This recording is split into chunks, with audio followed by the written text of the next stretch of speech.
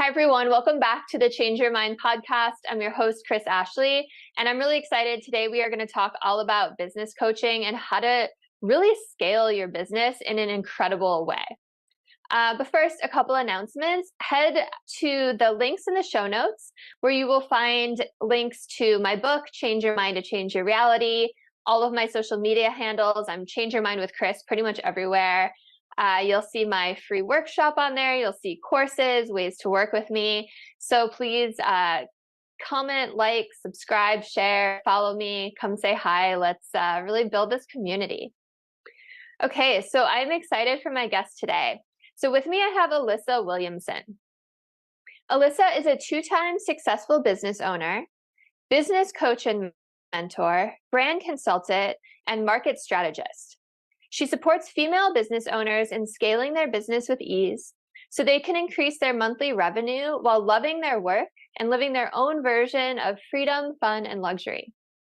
She specializes in combining marketing, intuition, and mindset to help her clients become high performers to move from 3K or 5K months and transform their businesses into 10K or 20K months while living their ideal lifestyle. So I imagine all my listeners are agreeing with me. That sounds fantastic. Welcome, Alyssa. I'm really excited to chat with you today. Thank you, Kris. Yeah, I'm excited too. This is going to be awesome. Yeah. So, I like to start out asking people what their origin stories are. And I'd love to hear what your two successful businesses are and how you learned to scale your own businesses, how you came to be so successful yourself. Yeah. And so it's funny because I became a business coach because of all of my experiences in my first business. So my first business I founded out of college was a graphic and web design and marketing company. Back in 2009, no one was hiring. And so I come from a family of entrepreneurs and contractors. And so I was like, well, okay, I've got my own business. Pretty much I was getting so many referrals that I was like, why am I trying to find a job? Why am I job hunting? I've got some clients, let's just build that base. And so straight out of college, built my design business. A lot of life lessons came from that. I never thought I was going to be a business coach. And then I formed my business coach and coaching business in 2019 because of the journey I'd had as the business owner, helping people with marketing, helping them with that strategy. I built my design business to 10K months by my second year, but I was working 80-hour weeks. So I was doing exactly what I don't want. I had tons of money, but I had no time. I was burnt out. And then I later went on and get past that, got to 30K months in my design business.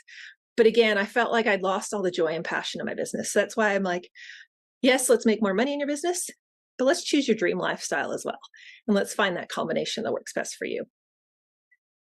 Well, so how did you end up finding that dream lifestyle? Like, how did you find that balance eventually? So it was the work that I was doing. So as a designer, I did hire business coaches, and they all helped me through different phases of different pieces that I needed. But the biggest shift was when I actually I did theta healing training and went into the mindset work of it on myself. I never thought I was going to be a coach. I just did this training so I could be a better business owner. Did a lot of subconscious belief block moving. I actually moved. So I moved from the Bay Area, which is very much a rat race in the tech world. That's where I live. Yeah, up to Eugene, Oregon. And just getting out of that change of pace helped. Having the environment and the community that I didn't have to be a go all the time helped me shift my workaholic tendencies. And then I also did an intuitive success coaching program. So that's why that's a foundation. Even though I help clients with their business strategy and their marketing, I'm like, we still need to work on your subconscious blocks. We still need to work on your activating your intuition. Those, when coming together, bring the magic. Let's do your business strategy, but let's also work on you as a business owner so you can show up as your best self. And that's what I did for myself. And that's why I'm like, okay, this works. I've seen it work because I did it and made that change. Yeah, that's really cool. Thanks so much for sharing your story. So, I know you kind of answered this a little bit, but I'm sure the main question that everyone is wondering is, how do you bring someone from a 3K month to a 20K month? Like, what is the what is the secret there? What can people do right now who are business owners to start to make that shift? Yes. So a huge thing is first looking at your market and your messaging. What is your niche? Who are you serving? So my challenge was when I was making my 10K months at 80-hour work weeks, I just started my business, so I had very low pricing. I also had no boundaries. I was accepting everyone because it was money. And so that's one piece of looking at it. Where are you in your business? What are your boundaries? How are you pricing yourself? How can you elevate your services? So my big thing with clients is know your ideal client, like get so fine-tuned and so specific on your ideal client that you then craft your service to be the best solution for them. Because then you can raise your prices because you know you're addressing all of their needs. So it's not just like, hey, I want to raise my prices, I'm just going to start charging more. Work backwards. Going into your niche, your ideal clients, and everyone knows niching, and they're like, well, I've done it before. But it's one of those things that's easy to resist. It's easy to just go surface level. Okay, my niche is this, and then not go beyond that. And it takes a lot of work to keep diving deeper and deeper and to get into the messaging that resonates, get into truly understanding them. But from there, when you know your client so well that you can serve them that way, you're crafting your solution to go deeper, to address all of their needs and be the best solution. So that's one way. You're able to raise your prices. You're serving a very specific market. Another thing that people fear is, oh, well, if I have a niche, I'm very limited. It's not true. You can serve other people. You still attract other clients, but your messaging is pinpointed on those specific clients. So every business is different, but it's often looking at who are they attracting? Who are the clients they're serving?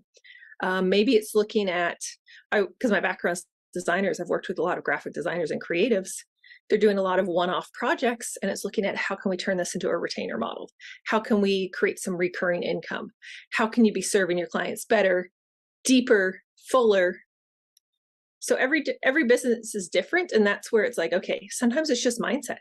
Sometimes that person's mindset's holding them back, and I'm diving in on that, and suddenly they're able to accept clients. I had one client, after working with me, she's like, oh, I didn't realize that I was self-sabotaging. I was not promoting my business.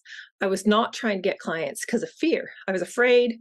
I was afraid to grow my business. I was afraid to charge my pricing because I'd had pushback before. And so it's the culmination. There's no one solution.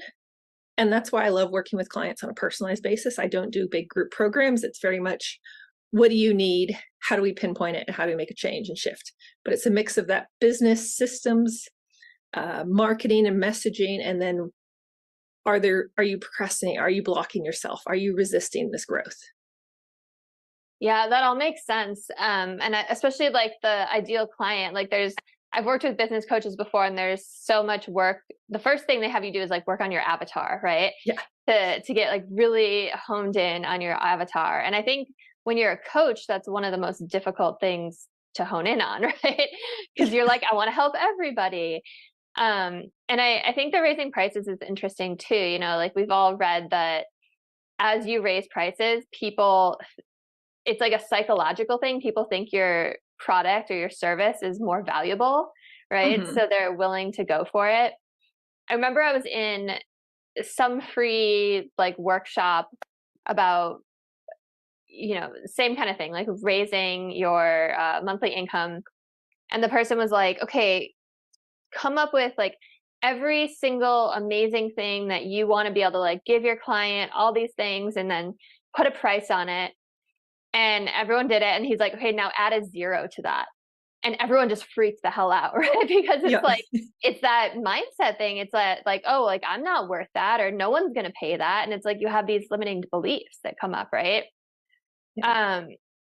And it actually prevents you from getting clients at that price point. If you've priced your services at a price that you don't feel comfortable with, you're going to block yourself and resist that too. So even though you've raised your prices, you're not going to feel confident, whether it's on the sales call, whether it's in your marketing and messaging to get people there too. So it's always like multiple steps along the process. So how do you find a client who's willing to pay that amount that you've priced it? Because, as a coach, like so often we hear like, oh, that's too expensive. Oh, I'd love to do this, but I can't afford it. Oh, like I just lost my job. All these excuses come at you, Mhm. right? So what I say is your marketing qualifies your results. So the results you have show how your marketing is. If you're getting people that are like, oh, that's too expensive. Oh, I need to do more research. You're getting lower level people. You're not getting the level of people that your product is programmed at. And that's what I find is a lot of like, as you're elevating your business, you get to the next level of client, but people's messaging is still speaking to that lower level client because that's where they're comfortable and Hmm. that's where you're attracting. So pretty much if that's the type of answers you're getting, it's telling me, it's telling you, okay, my messaging needs to change. I need to be elevating that to the next level. I'm speaking to problems for people that aren't ready to buy. Hmm. What does the person who's ready to buy look like? Because when your product has spoken to exactly what they'll need, they're like, oh, I need this. Like, how do I get started? The high achiever who wants to collapse time, pay someone else to help them do it faster and get it done is the one who will take action, not the one who's sort of searching and being like, oh, well, I'll see what coaching looks like. Well, you know what? I could probably do that on my own still. They don't know what they don't know. And so they've got resistances. It was sort of an exploratory call for them, but they weren't ready to commit or take action. So when you see that, just know that it's something in your messaging that can be adjusted. It needs to be leveled up. Is there something like keywords or something that you found that speaks to that higher quality client? Because you can't just say in your messaging like, hey, if you're already at this level, right, or you're ready to, like what are those magic words that you've seen? So it really actually is. You can call them out. You're like I'll do it in my messaging. I'm like, you've hit that level of success. You actually I was just writing something earlier specifically. It was like you're consistently attracting clients in cash, but you're feeling exhausted and drained. It's time to elevate your message and your business to the next level of services. So calling out exactly where they are and they're feeling. Um, and part of it is I know this because I was at that point where I was like, I hit my goals. I hit like $250,000 in my business and I was like, I'm bored now. Like I don't enjoy the work. How do I elevate this? So there are those people that have hit that level of success and they're like, but now what? What? I've lost my passion. I'd rather work with the business owner who's lost their passion than the one who's struggling to even get clients in the door because they don't know how to market. Like that's a different level of client. So speaking to where they are and really acknowledging that. But again, you have to know them so well to know that. It's not speaking to the client. Like an example is I've seen this, people are like, oh, well, um, if you don't show up for the call, I'm not going to book you again. Like, make sure you show up on time. Or there's the ones that are a reminder, yes, I'm coming. Like, they're constantly making you say, yes, I'm coming. Like, then they're speaking to the person who does no show. The type of, let's just say woman, just because I speak to women, the type of woman who shows up is a woman of her word doesn't even resonate with her because it wouldn't occur to her not to show up. So they're speaking again, the things they're saying, like, promise me that you're going to show up. Hey, if you no show, the meeting's not going to happen. Like that's speaking to a lower level of client still. That totally makes sense. Yeah, that really makes sense. Thanks for giving all those examples. Yeah. And, I'm asking this for my listeners, but I'm also so interested in this as a business owner myself. We're all trying to improve all the time. So what are some challenges that you find that most business owners face that are holding them back from reaching that next level? It is. So even though I'm a business coach and I work on them with business owners, a lot of them will work on strategy. So it is messaging and strategy, definitely getting more fine tuned. Most people do have a niche or target market by the point of working with me. But it's like, okay, how can we get more streamlined, more pinpointed? How do we elevate some of that? But then it comes back to the subconscious beliefs. Like, um, do you have a fear? It's often like safe. Do you have a belief that it's not safe to be successful or it's not safe to make money? I've worked with clients on very personal subjects to help them grow their business, but we had to clear some of that subconscious blocks, whether it was this life, past life, generational, soul level. So I do dive into that as well when it's necessary. But it's first going into, okay, what's your marketing showing up? How is this messaging showing up? What do we need to do there? And then high performance habits is actually the third part that I work with. Like, how are you showing up each day that supports your goals and dreams? Because it's so easy to get caught up in tasks or distractions or other items as well. So it's like, get your foundation set, let's get your business on track, and then how are you showing up in a business owner each day? Yeah. And I'm going to ask about each of those things. I definitely want to talk to you about the mindset and the spiritual side. I want to keep going on the business side first. What are some marketing tactics that you help people with? So, just speaking for myself right now, there's organic social media, there's paid ads, there's like a weekly webinar, all of these kind of things. There's doing events, there's getting on other podcasts. Like what's missing? Like what are some marketing channels that you found that have been really successful for people? Yeah. So my philosophy is there's best marketing practices, but it's finding what's best for you. So I don't have this strategy where I'm like, you have to do it this way. No other way works. But I'll be like, here's the best practices, just like in creating a business and business structure. So it depends on, is this a new audience or is this an existing audience that you have? Shifting your messaging. One way that I love is there are free masterclasses and trainings utilizing Facebook groups of your ideal target markets if you don't yet have that base built up, because you can get in front of them. There's specific strategy. You're not trying to, like, no one wants to be sold to. People want to buy, but no one wants to be sold to. So building relationships organically through these Facebook groups, like I call it the marketing pie. So I dive into with clients, like, here's the marketing pie. Here's all of your options. Here are the best practices. And here are what I recommend. So yeah, let's just say you're elevating your business. I would say something along the lines of, okay, we want to get some free trainings. We want to get you visible. Here's the ways that we're going to get you visible. Here's what I want you to find Facebook groups for. Here's what you're going to promote. And then here's that process that it looks like. And here's creating that funnel.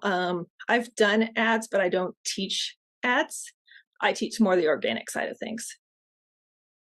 That's cool. And I'm sure people appreciate that. So how quickly are you typically seeing these transformations take place? Like how quickly does it take you to take someone from 3K a month to 20K a month? So it depends on the business owner and the level that they're at and how fully they'll embrace the shifts. But I've had clients that are seeing, and it's not always, so there's monetary, but there's also the lifestyle. So I'll have clients seeing lifestyle shifts within the first month or two, because yes, I want to increase your income, but I want you to be living the life that you're living as well. And so that shift can be, I do a 6-month program.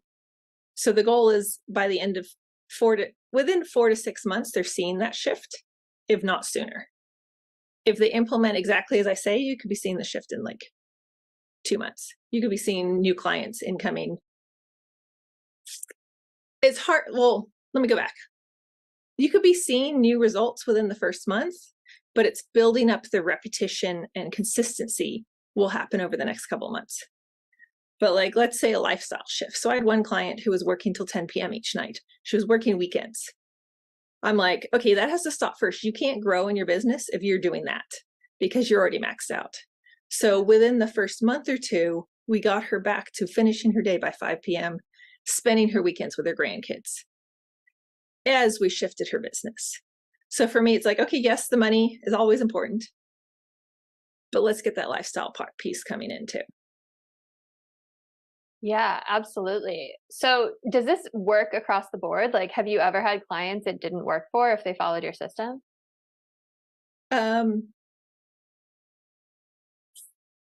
Pretty much. Really, the only challenge is people who don't want to follow don't want to fully embrace the process. Yeah. And that's where resistances come up. So I haven't had someone that didn't work for. The process works when you commit and you take action and you trust. If you're resisting or trying to do other things, it doesn't. It'll slow down. I've had clients that are like, oh, I got what I needed in 3 months. What else do I do? So I work with, well, the reason is because I focus. I work with service-based business owners, those who can control their pricing, those who can control their clients, those who can control their business. Yeah. And I think, like you said, consistency is so important. Yeah. Even, it's so easy for people to look at social media and see people like, I don't know, like Alex Hormozi or even like Tony Robbins, like these huge coaches or these huge successful business owners. But it's like there's years and decades of consistently showing up, consistently making the posts, consistently, showing up for people and doing the work all behind that. So it makes sense. And okay. So well, part of it too is like vetting, like making sure I'm working with the clients that can work with my process too. So, and I teach my clients how to do this. I'm like, you need to make sure that they're a good client and a good fit for your program as well. Okay. Again, not just accepting everyone because they want to, but who has the right mentality, who has the right, I'm going to do the work, who has the right business model that they want, and that sort of support. Yeah. So when you say service-based businesses, is it mostly people like you were, like graphic designers, or do you work with other coaches? Who else do you work with? Who's your avatar? So it is broader in that sense. For a while, I was focusing specifically on graphic designers and creatives, but I also work with I've had interior design clients. One that was more restrictive is financial advisors. I love working with actually women in male dominated fields, because there's also the feminine masculine energy that I'll deal with, how to step up fully as yourself in those fields. I've worked with insurance agents, mortgage brokers. So some things there isn't as much control, but it's the mindset side of things then. But ideally, coaches, consultants, graphic designers, web designers are the ones that will see the most dramatic results. Hey, everyone listening, if you're one of those people and you need some help, reach out to Alyssa. Okay, so anything else you want to say on the business side that I should be asking? Like what else do people typically want to know? What would be helpful for listeners to know? So as you grow your business, it's looking at your business structure. And again, my philosophy is there are options. What works best for you? I don't believe in a one size fit all, because I think that's my personality too. I'll take something that I see that works and make it my own and adjust it. So as you're expanding your business, you have to look at how are you going to increase more income? You can't just be increasing your hours. I call it agency versus solo, just because that's my graphic design background, but it's building a business. Are you building a business and a huge team, or are you staying more of a consultant, a solo business, and maybe you've got you're hiring some contractors as support, or are you hiring the business? And so back in my 20s, I read Robert Kiyosaki's Rich Dad, Poor Dad, all about assets and how when you build a business, you're getting paid for other people's time, not your own time. But that's not always the best solution. I went that route with my agency when I was like, okay, I'm going to hire employees. I'm going to have all these people. And I found that didn't bring me joy and passion. Mm. And so as you're expanding, how do you want to build your business? Are you just going to go deeper, work with fewer clients? Are you going to go deeper and work with a broad audience base? That's sort of the coaching thing. Are you going to have a few solo clients? Are you going to have group programs? Are you going to have big passive income programs? Knowing all of that is what you'll need to know to expand to. Or if you've got like a team, are you expanding that you can just hire more people, serve more people, and get more done? You're going to need more managers. You're going to need more managerial experience. What do you want to be doing? Like, people are like, oh, well, when I've got a business, I can go on vacation. You can go on vacation when it's yourself too. You just program your business around that. So that's what another piece I look at is like, what's your ideal business structure?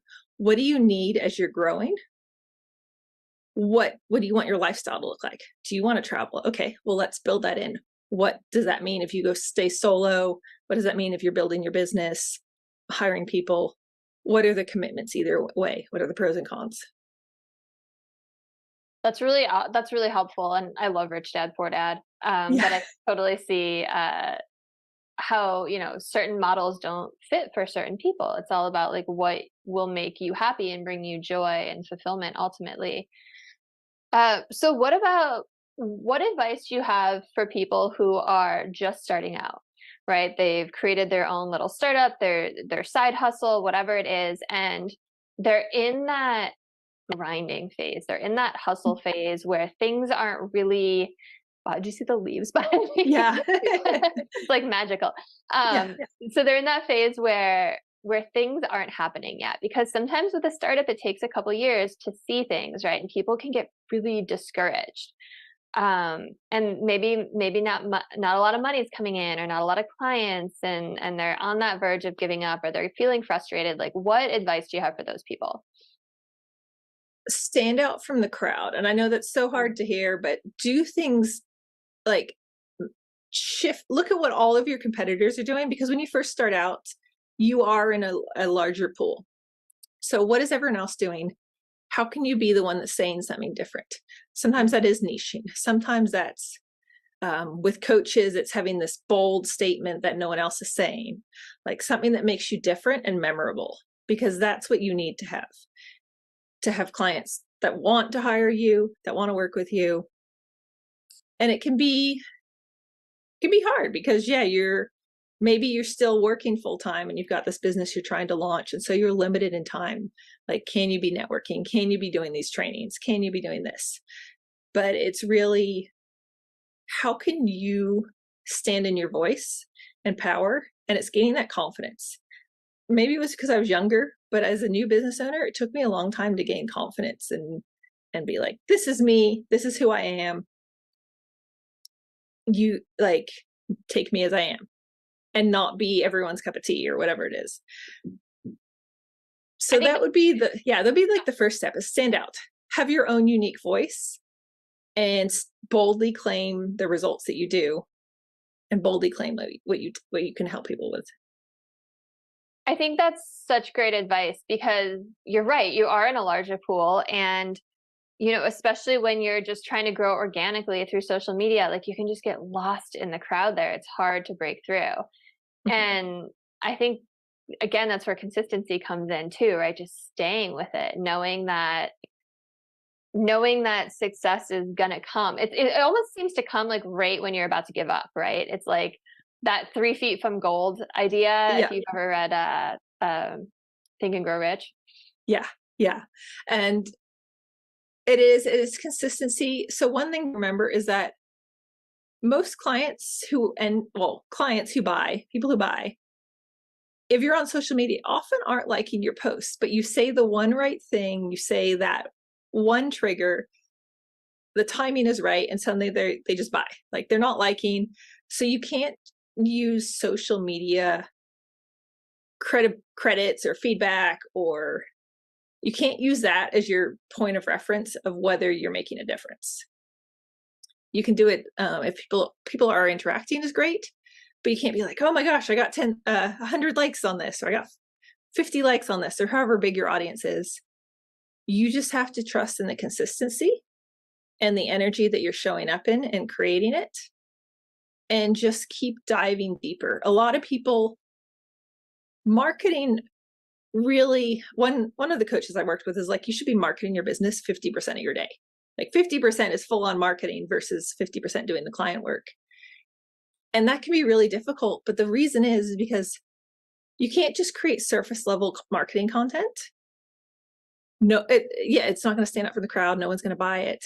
You really do have to spend the time to dive into it and spend time on it and focus it. And whatever your marketing is, whether you're networking, how you're showing up and what you're saying in that networking group, however you're spending your time, be intentional when you're doing your marketing for your business.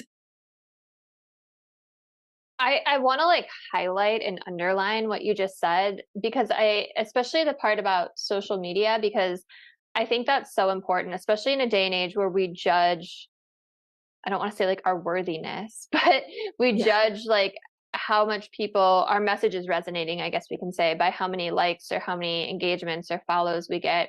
And it made me think, I used to work as, I used to teach yoga teacher training and like run these yoga studios. And we would have regular students all the time. And those were the ones that when I first started, that I thought would join the teacher training, right? Because they were there every day. This was like their thing. They were super consistent, hardcore about it. And it was never those people who joined. It was people who like maybe dropped in for a class once a week and happened to hear about it. And I had never even like noticed before because they were just lost in the crowd. And it blew my mind when I first started. And I feel like that's exactly what you just described. Mm-hmm. And that's what I've seen both with my clients. Like it'll be out of the blue. Someone's just suddenly like, hey, tell me about this program. Like something you said spoke out to you. Or even how I buy too. Like I've had a coach, coaches where sometimes I was following them and didn't even notice, or just they posted an ad or I just came across one of their posts and I'm like, this speaks to me. Like, this is what I need. And I'll just buy it. Or it's small packages. It's been high ticket and low ticket. So it's almost like, okay, I know there's that type of person that exists because I exist. I do those things too. And making that happen.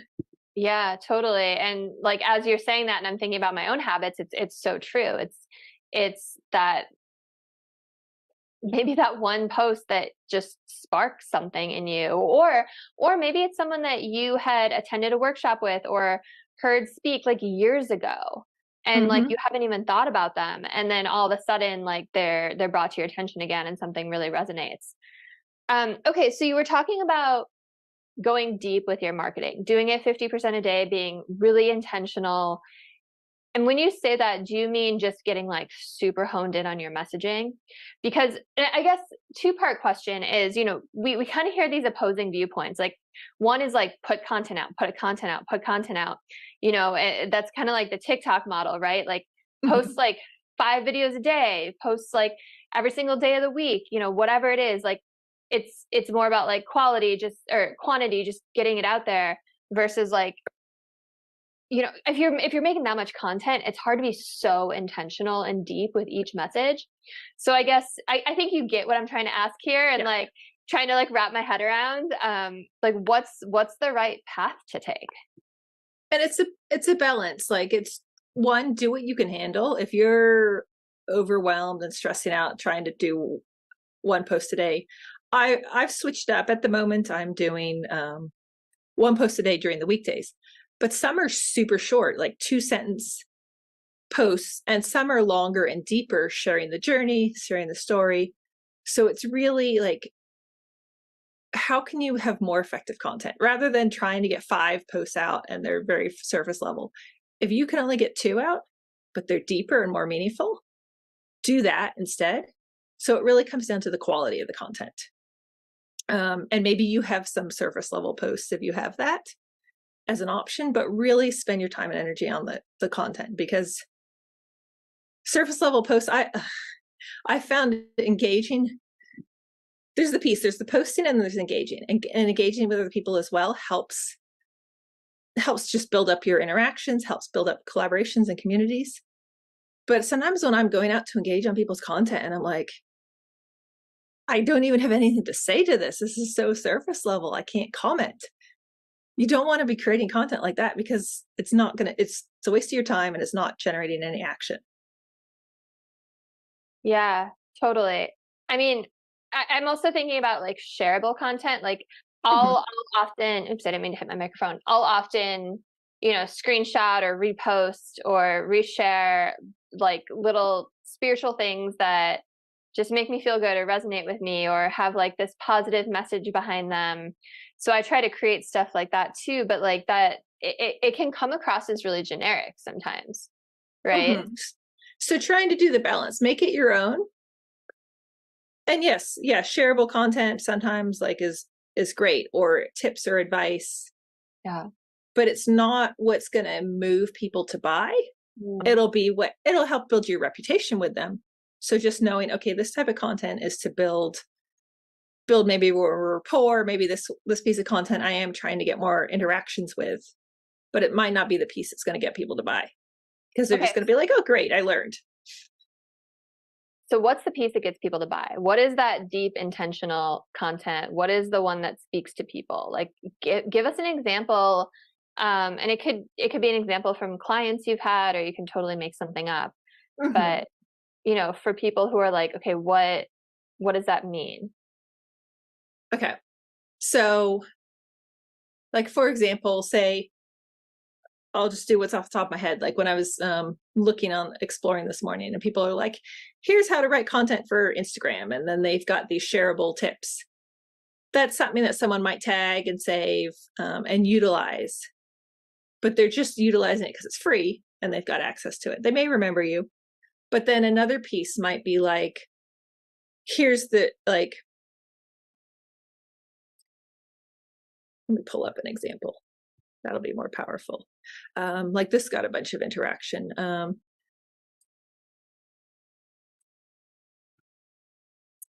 Your business can't grow if you don't believe it's safe to be successful. So that was one I did on mindset that got a lot of interactions. People are like, "Oh yes, I know I'm not growing." But then rather than diving into that, I dive into where they are. Like your mindset beliefs that support your success and attracting your clients are holding you back. And then I shared a story of a client. And then I'm like, this is what my program addresses, because it addresses both mindset and business strategy. And then message me for details. So really just speaking to where they are. What are they doing? Okay. What's this first sentence that makes them stop and think, oh, that's me? Maybe a sentence or two. Just trying to find an example. You're attracting clients, the money's coming in, but you've lost your passion. Speaking to where they are, that they're like, oh, that's me. Yes, I know what that feels like. She gets me. And then diving into a little bit of like, this is what you need. Here's how to get it. That makes sense. So it's more about them finding their problem, showing that you give the solution rather than just giving away like free tips. Yeah, showing that you get them, that you know how to address it, and you can create results. Yeah, that makes sense. And I feel like that's just like a gold nugget that you just dropped in this episode. So I hope everyone's taking notes, or at least they're going to re-listen to this. Thank you. And thank you for sharing all of this.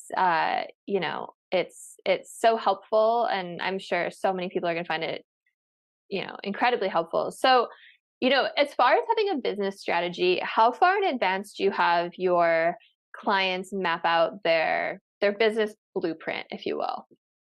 Great question. So one thing to keep in mind, like I always have these exceptions. One thing to keep in mind is you're allowed to evolve as a business owner and a business.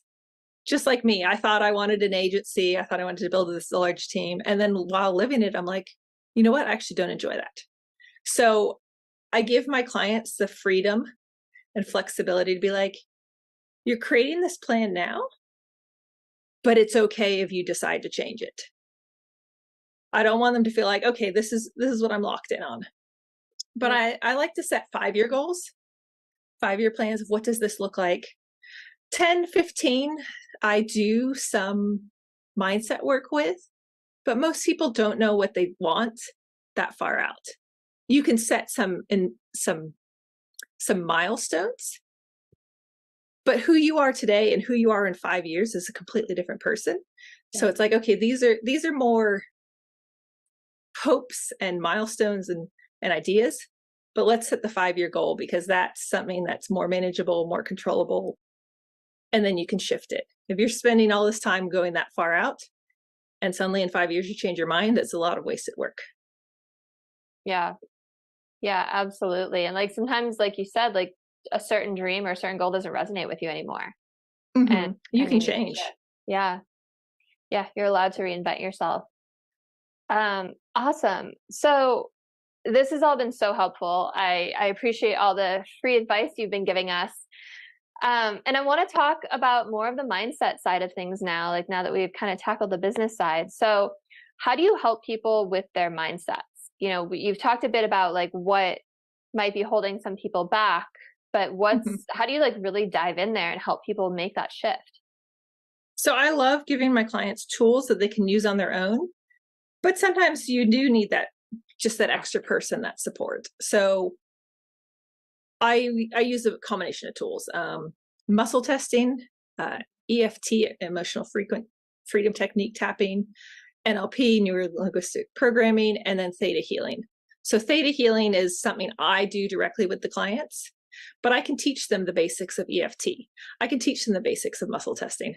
I can even teach them some of the foundational pieces in NLP that they can do on their own. But there's that point where your subconscious resists it as well. And that's the benefit of having a coach.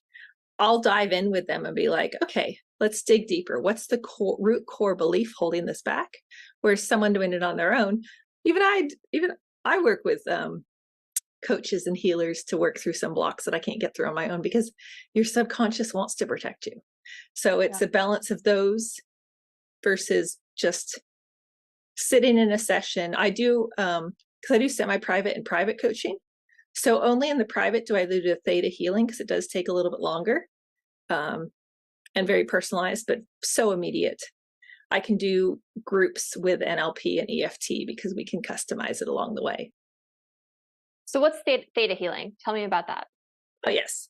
So theta healing is an energy modality. It puts the practitioner, I go into a theta brainwave state, and I connect with the creator of all that is and witness healing. So I'm not doing it. I'm going up to the 7th plane and using that energy and that power to help shift whoever I'm working on. They have to, of course, accept it. I use it for mindset work. So I use it for, okay, what are those subconscious blocks? What is, a lot of people have the belief, oh, I have to work really hard to make money, or money is the root of all evil. Like, those are so overused, but just a great example. So if someone has the belief, I have to work really hard to make money, maybe it's from there are multiple generations of immigrants like I am. It was something I had to overcome, obviously. To work 80-hour weeks and make 10K months. Like, I just had this belief, oh, I can succeed, but I had to work really hard. So I had to dive in and shift, like, okay, where's that belief coming from? What formed that? How do I create that? What do I replace it with? And that's what I help clients with using theta healing. So for the theta healing, it sounds like you're going to the brainwave level, you're kind of shifting on behalf of the client. What is the client doing during that time? Is it just, are they like receiving like this energy transfer? Like, what is it? Yes. So they're just sitting there. They actually end up in a theta state too while I'm in that process. Mm-hmm. I love working with intuitive people because they're like, ooh, I felt that. But they don't have to. Like, some people are just like, okay, and then we muscle test it. So I always go back to the body and neuroscience. Okay, let's muscle test. Do you want me to go into muscle testing, or is your audience familiar with that? Yeah, I mean, we had someone recently talk about it, but there's so many ways to do it, and it was in a very different context. So please, yes, please. Okay. So I love muscle testing because it's a way your subconscious is most aligned with your body. Your head and your mind are your conscious and your ego trying to control things, but your subconscious and your body are connected. So muscle testing is a way to find out what are your subconscious beliefs.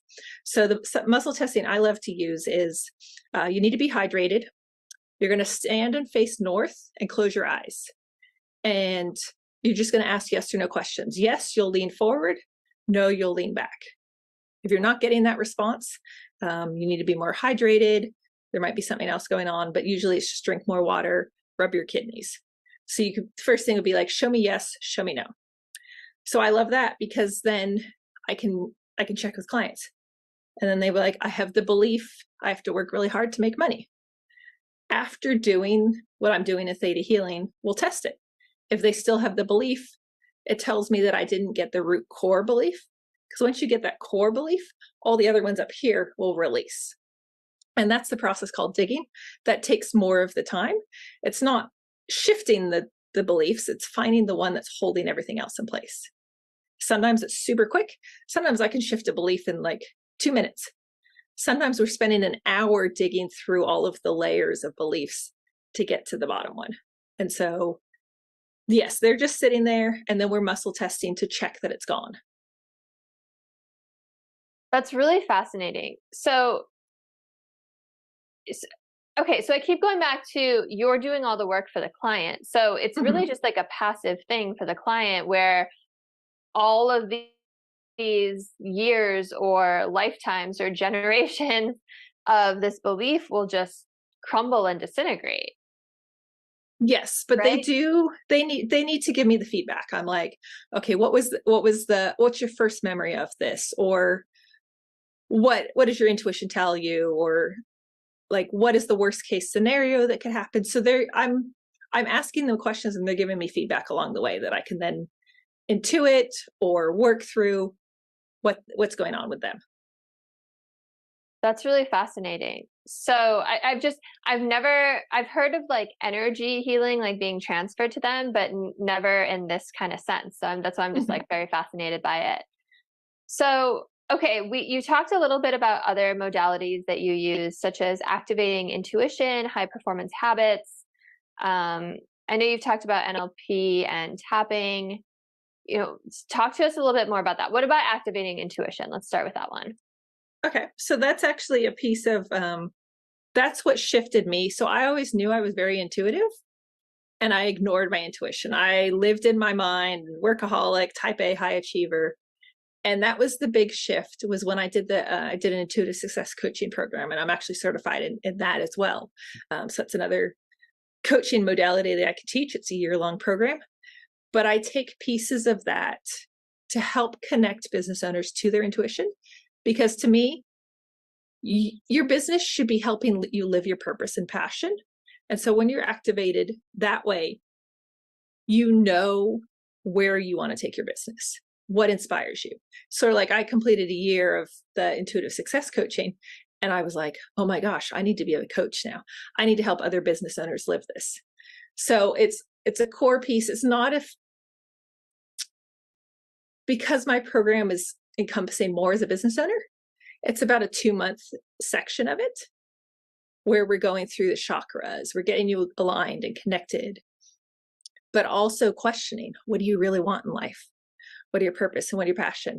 I teach people how to just use your intuition. It's like a muscle. The more you use it, the stronger it'll get. So use it in your daily life. If you're going for a walk, easiest way, if you're going for a walk, just get to every corner and be like, should I go left or right? What feels good?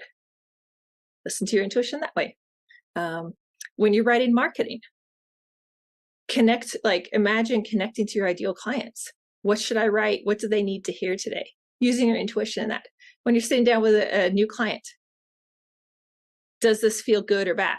Like, you know what? I have doubts. Maybe I shouldn't accept this client. Listen to it. That's your intuition. So it's little pieces as well as the big pieces of how it directs your business and daily life.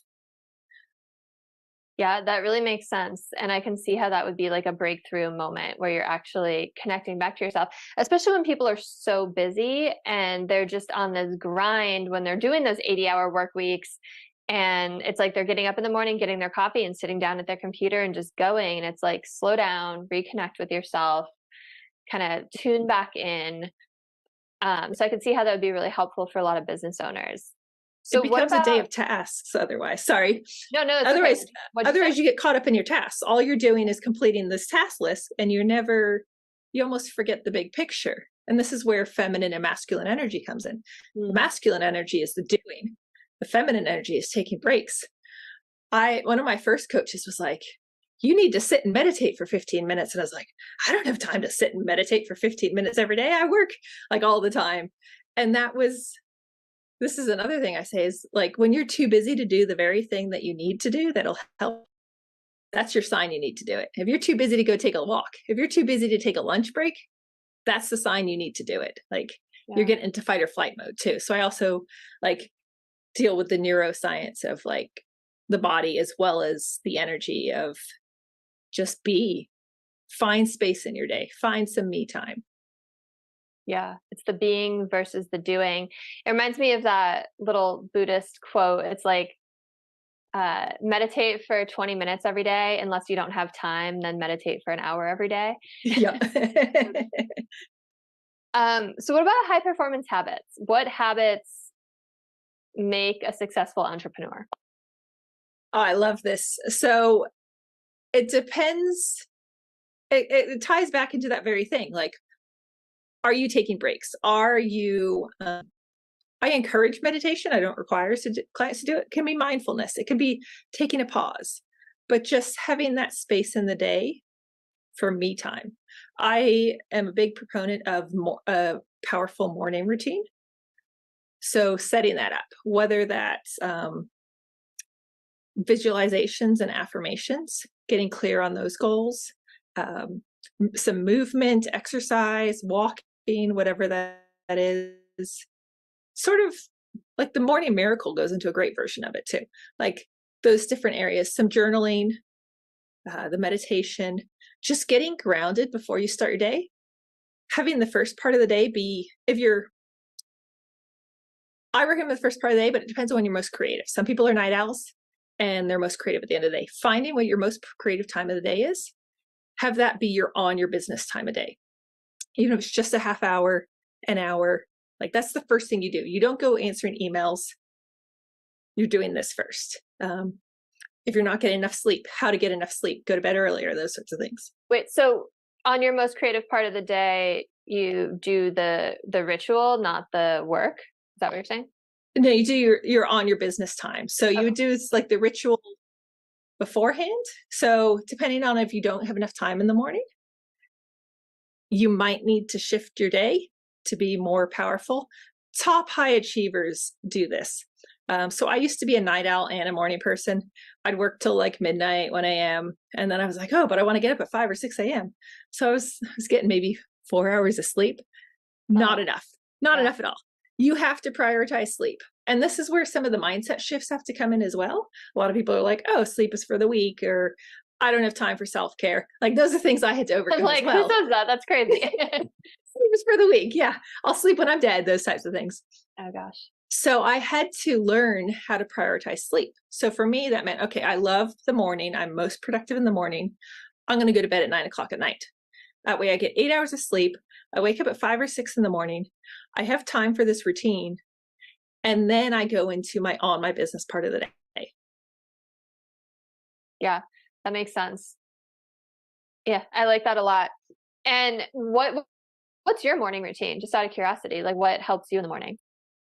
So mine's shifted a little bit. I'm going through pregnancy and I've just yeah. I had to just be like, this is a season where I give myself grace. Some days you don't sleep great. It's uncontrollable. It's so real. Yes. So I haven't had an alarm since about March. That was one thing I was like, okay, if I need sleep, I'm just going to sleep in. Luckily, sleep's gotten better because I have this great routine. So I'm in bed by 9 o'clock at night. Like I'm trying to wind down, reading, doing the things that are winding my brain down beforehand. At the moment, when I get up, it's right now I'm doing some like pre-pregnancy workouts. So making sure I fit that in. Usually I foam roll in the morning, but I'm finding that's more difficult at the moment. So I'm just listening. Like right now, it's a time of listening to my body. Ideally, doing some foam rolling and stretching in the morning, listening to like an Abraham Hicks video or something inspiring, Joe Dispenza, Brennan Burchard, just something that gets me amped in the morning as well and inspired. Then I have actually a manifestation list. So I'll work on that, go through that. I'll do affirmations and visualizations. Because visualizations are so powerful. It ties in a little bit of the NLP, using all of the senses and really experiencing it as if it's in now. And then that gets inspired me to then jump into my day. We sound like we have very similar routines, but it's interesting. I do a lot of mine in the evening because in the morning, I'm like just ready to like go and grind and sit. And then I just like, I hit a wall by like 4, and then I'm like, okay, I need to go for a walk. I need to do some yoga. I need to like, I read my little manifestation journal at night. I'll meditate then. Like it seems like as long as you have that in your life to balance out that like high beta state to like bring you back down. Yeah. And that's what I tell clients, like, here's best practices, find what works for you. So the fact that you're doing it in the evening, you're getting a whole bunch of stuff done in the morning. As long as you're getting the on your business part done, like, yeah, if for you, all of those pieces work better in the afternoon, evening, That's fantastic. Yeah. How are you doing for time? Do you mind if we go a little bit over? Sure, that's fine. Okay. How far along are you, by the way? I'm doing 3 weeks, December 3rd. Oh, oh my gosh, that's really exciting. Yeah. Very cool. You're like a month ahead of me. I'm Yeah. due in January. That's exciting. Congrats. It was good until about the last 4 weeks. I'm getting all of like the physical ailments, so it's definitely getting a little real now. Yeah. Oh my gosh, I'm a back sleeper normally, and sleeping on my side is just so hard. Oh yeah, Like, it's like killing me. Okay, so I want to talk a little bit about NLP because I had a friend of mine who's a coach who used to be an investigator on the police force come in and talk about NLP because he used it a lot when he was like literally an interrogator, and now he's like, I use the same psychology in my coaching. But it sounds like the way that you're describing NLP, you use it in a different way, and I'm like just really curious how you use NLP. Yes, so there are different. There's a whole range of NLP, and I'd love to listen to that podcast. The Yeah, it just way there, came out yeah, last week. yeah. Oh, cool. So the way I use it is just one particular piece, and so it's again focused on mindset. So whatever this subconscious belief this person has, like maybe it's like, oh, I'm not good enough.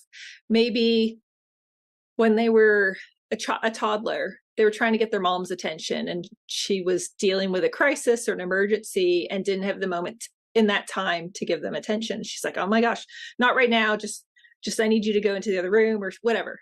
And they create this belief, I'm not good enough. So this is an example where I would use NLP. I'd be like, okay, what resources did you need in that time? They needed resource of feeling loved. They needed the resource of feeling safe.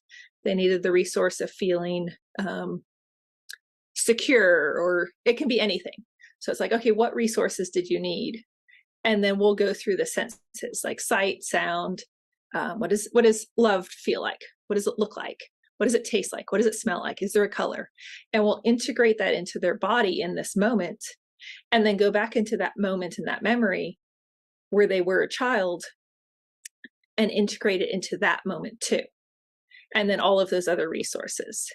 And so it's helping release that subconscious trauma, that subconscious fear, so that they can then take it along their timeline. So I do NLP timeline work too, where it's either moving forward in the past or the future.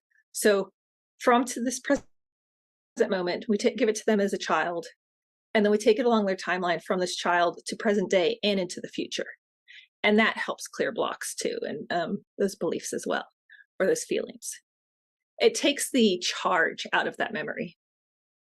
It sounds a lot like how I've heard people describe somatic work. Okay. But and that's just from me having conversations like this.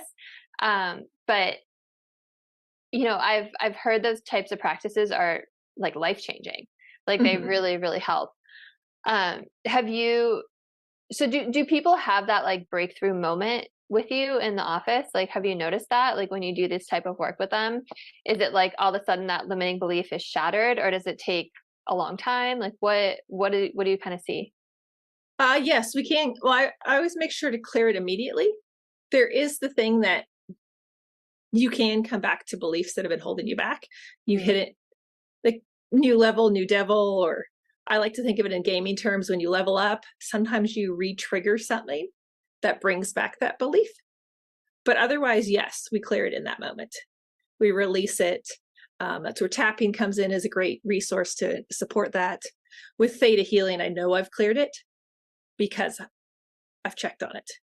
But NLP. So like one example, I had one client. She told me afterwards, she's like, I was so proud of being the negative person, having a negative mindset, always expecting the worst. And before she started coaching with me, she was trying to buy a business. And so she met with the business owner, and it just like blew up in her face, crashed and burned. They were both just trying, like neither had the right energy. Both were just trying to get whatever they wanted. She's like, that option's gone. I'm never going to have that again. That was my dream business, but I just blew it, and I can't Can't have that back. So after 3 months working together, I think it was about 2 months, this business owner actually approached her and came back and was like, hey, let's restart this discussion. This time, because of the mindset shifts we'd had, she showed up. She showed up in a more positive mindset. She had better expectations. The way she showed up in her energy, it happened. Like, it went through. She bought the business. We spent the next 2 months with her transitioning, and they were friendly together. But it was because of those shifts that we'd done, both in her energy and her mindset, that this business owner came back when it was completely over. It was like, it was a total mess and it wasn't going to happen, to she shifted her energy and it brought back this woman into her life for the ideal solution for her. That's such a great story. I love that because,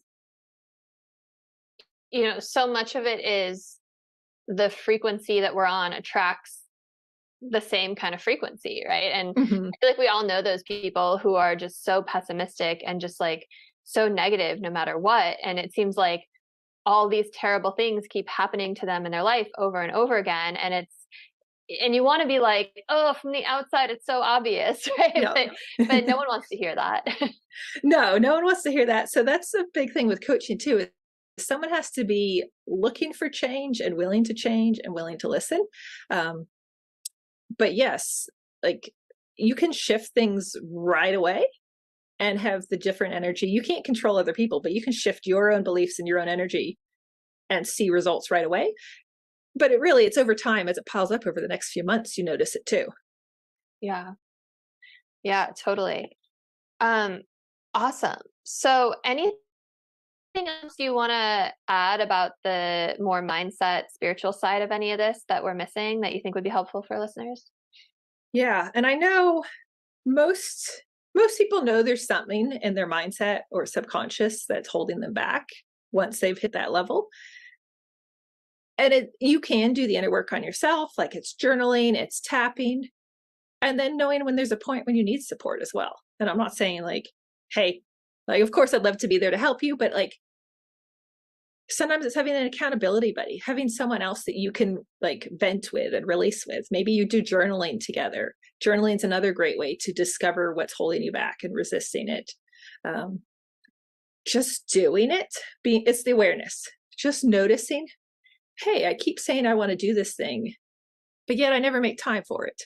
A great question is, where am I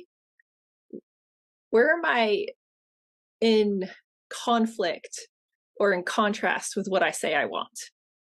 And just noticing that.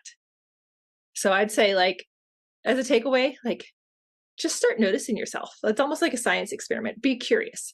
Hey, I say I want this thing, but I never make time for it. Or I say I want to do this, but then, like, I say I'm going to grow my business, but then all my appointments to work on my business get taken over by client work.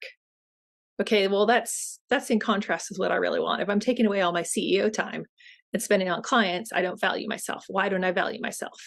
And diving into that. Mm-hmm. Yeah. Thank you for that. And I keep thinking back to the muscle testing. Like, sometimes on here I'll have people do like a demo, and I was thinking about asking you to do like a little demo with me with the muscle testing. Sure. And we could do that if you're up for it. But just before we do, like, is that something people can do on their own to figure out what their own limiting beliefs are? And I know it's so much easier with a coach because they know the right coaching questions to ask, like the right digging, as you said, the right prompts. But Yeah, is that something people can do on their own if they're like, I don't even know what my limiting beliefs are? definitely. So yeah, I'll give you a little task to go with the muscle testing that I love. So I would say first step is make a list of maybe three to 10 things that you want to manifest in your life. 3 goals, maybe definitely business, but also personal, health, whatever it is. So you have that list, and then I'll show you how to do this list. So this is north for me. I'm facing north already. So you close your eyes and you go, show me yes.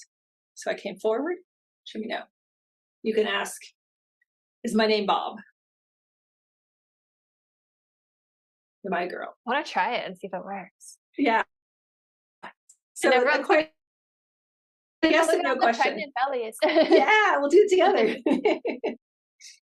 Okay, because I've done muscle testing with I'm gonna raise my desk a little, with like a chiropractor, where they were like have me hold like herbs, and then they would like test the strength of my muscles, but I've never done it this way. This is cool. Yeah. Okay. So just say, show me no. Show me no. Oh wow, crazy. It does happen. Because this is north for me, actually.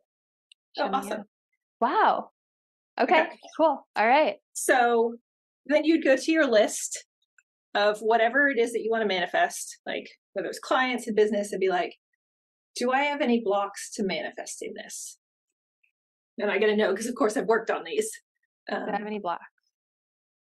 Okay, to whatever. I blocked. Yeah, yeah. All right. So then you'd be like, okay, you'd ask some questions like for me, I would ask, is this personal? Is this past life? Is this generational? Or is this soul level? So there's 4 different questions. Okay, so we ask one at a time, or yeah, one at a time. So is it personal? Okay, I got a yes. Yeah. So then you would write that down. Okay. And then test, is it past life? The past life. No. Okay. Is it generational? No. And then is it soul level? I think it's soul level. So you have so what does soul level mean then? Just, it's a belief that you've picked up along the way, not a particular past life, but just something that you hold as a core belief. Then what's personal? Personal is this lifetime, something that's happened in this lifetime that's created it. So you're carrying it from something that happened in this lifetime, plus it's a soul level belief that's holding you back or blocking you from it. Wait, I'm confused what the difference between the two is. So personal, I've picked up in this lifetime. Mm-hmm. And soul level, it could be, it's not specifically past life or generational. Let me actually look up my book. What book is it? Theta Healing book. So that's where I get them from. I might have to find it to give you the specific breakdown. Okay. But yeah, I'll get that for you. And so then so now you know there's blocks, where they are. And so like I would dig into, okay, is it this belief, or what is this belief? Or for you, it's like, okay, if it's this past life, I mean, not this life, this lifetime. So you'd be like, okay, what's the first situation that this came up? And then you'd write that down. So what do you need to clear from that? What's the belief that came from that situation? And I could see where that would be like working with a coach is like a way better way to do it than on your own. Yeah. Because like sometimes you're like, I don't know, like where to even start. But yeah. But super cool. Awesome. Thanks for walking me through that. Yeah. And so you just keep digging. Like it could be like, and this is where it's really good to trust your intuition too. Like you could be like, what's a belief that's holding me back? And then you might be like, oh, I don't believe it's safe to have money. And then if you're intuitive and you're like, okay, oh yes, that's a belief that's holding me back, or like those sorts of things. So that's where it is helpful to have someone guiding you, as you said. Yeah, awesome. Well, thank you so much. I loved this conversation. I feel like I learned so much, and I'm like, I want to come get a session with you. So yeah, and I'm sure listeners are feeling the same way too. So tell everyone how they can work with you, how they can find you. I imagine you're probably taking a little bit of time off right now, but how does someone work with you? Yeah, so I'm like you. I'm always available to chat. You can find me on my website, alyssawilliamson.com. That's ALYSSA. I actually have 2 free trainings on there, free guide. One is free guide of 5 steps to live your life of adventure. And one is actually my 3 simple secrets to 25K months. So if you are looking for that, jump on there. Otherwise on Instagram, I'm always active. You can DM me, Alyssa Williamson _coach. And that's where you'll see like the latest updates. And of course, I do free trainings in my Facebook group. So just DM me for access. Awesome. I'm getting like baby is taking my breath away. Yeah, no. Catch your breath for sure. Yeah. And all of those links will be in the show notes. So people will be able to get in touch with you there. Awesome. Cool. Well, thank you so much for coming. It's been such a pleasure. Like I said, I learned a ton. It was great to have you here. And thank you for all the amazing little tips and gold nuggets that you gave away. I appreciate them. I'm sure everyone else does as well. So everyone, check out the links in the show notes for all of Alyssa's stuff, all of my stuff. Please like, comment, share. This podcast is part of the podcast network owned by the Los Angeles Tribune. So we've got a lot of really cool personal development stuff going on. Make sure to tune in, and I will see you all next time. Have a beautiful rest of your day.